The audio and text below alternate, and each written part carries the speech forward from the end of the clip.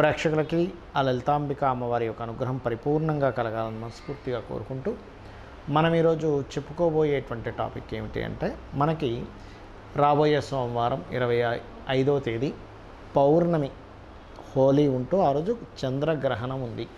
అయితే మనకుందా అండి? మనకు అస్సలు లేదు, గుర్తుపెట్టుకోండి. ఇండియాలో లేదు, అమెరికన్ కంట్రీస్లో ఉంటుంది.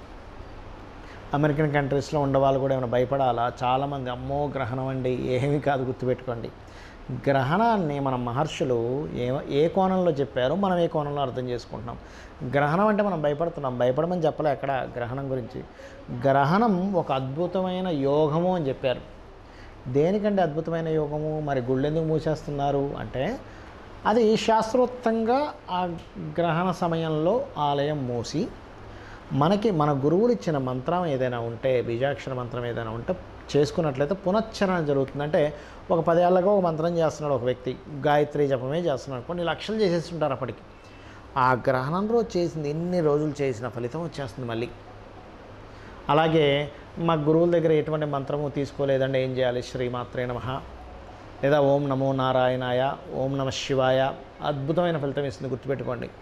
మరి ఇండియాలో లేదు కదండి, ఇండియాలో ఏమైనా జాగ్రత్తలు తీసుకోవాలి? ఆ రోజు హోలీ ఉంది కదండి, ఏం పర్లేదు, హోలీ హ్యాపీగా వాడుకోవచ్చు, చక్కగా ఆడుకోవచ్చు హోలీ రోజు, ఏమీ కంగారేమీ లేదు దాని గురించి. ఇండియాలో ఉన్నటువంటి వారు గర్భిణీ స్త్రీలు కూడా పెద్దగా జాగ్రత్తలు తీసుకోవాల్సిన అవసరం కూడా ఏం లేదు. కామన్గా వాళ్ళు రెస్ట్ తీసుకుంటే తీసుకోమండి, తప్పేం లేదు, కానీ జాగ్రత్త అయితే ఏమీ అక్కర్లేదు. మరి గ్రహణ సమయంలో మంత్రం చేసుకోమంటున్నారు అంటే ఒక విషయం గుర్తుపెట్టుకోండి. గ్రహణ సమయం అద్భుతమైన సమయం కాబట్టి అది వాడుకోవాలి. అంతరిక్షంలో ఆ కలయిక ఉంది కాబట్టి మీకు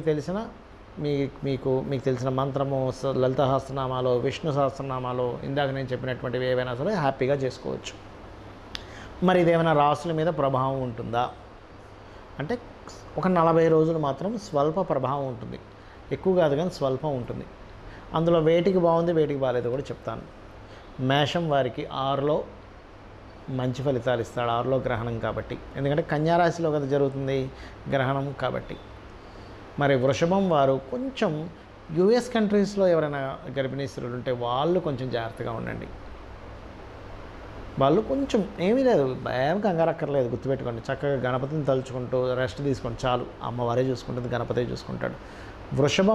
మిథునం వారు బయట కంట్రీస్లో ఉండేటువంటి వారు వాహనము, గృహము, తల్లిగారు ఆరోగ్య విషయంలో, వాహనం గృహం కొనుగోలు చేసే విషయంలో, తల్లిగారు ఆరోగ్య విషయంలో కించిత్ జాగ్రత్త తీసుకోండి.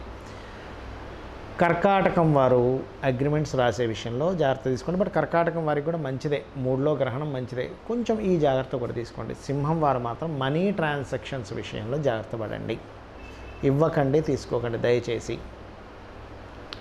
అలాగే అదేవిధంగా సింహం వారితో పాటు మీకు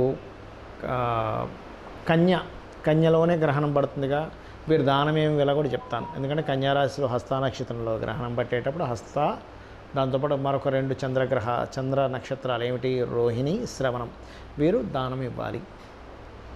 అయితే గ్రహణం సంబంధించినటువంటి దోషమున్నా లేకపోయినా ఇవ్వచ్చా? హ్యాపీగా ఇవ్వచ్చు. ఏమేమి ఇవ్వాలి?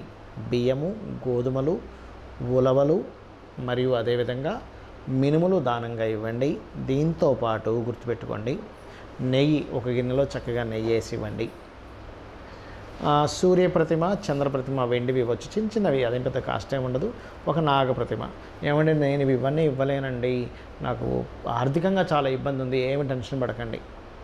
ఇవ్వలేని వ్యక్తిని మీ స్థాయి ఏంటో తల్లి బిడ్డని చూసుకున్నట్టుగా చూసుకుంటాడు భగవంతుడు, కాబట్టి ఏం టెన్షన్ పడకండి. ఇవ్వలేనండి, అప్పు చేసి ఇవ్వాల్సిన అవసరమే లేదు, గుర్తుపెట్టుకోండి. చక్కగా కూర్చొని అమ్మవారి స్మరణ చేసుకోండి, రోజు లలిత చదువుకుని అమ్మవారే కాపాడుతుంది మిమ్మల్ని, ఆ భగవంతుడు కాపాడుతాడు, గుర్తుపెట్టుకోండి. దీనికి ఏం చేయలేకపోయాను, అమ్మో నా ప్రాణం పోతుందేమో, ఏం టెన్షన్ పడకండి. మీకు స్థాయి ఉంది, మీకు ఇచ్చుకునే స్తోమత ఉంది, అప్పుడు మాత్రం ఖచ్చితంగా ఇవ్వకండి. అక్కడ మాత్రం మీరు బద్దకించకండి, లోబితనం ప్రదర్శించకండి.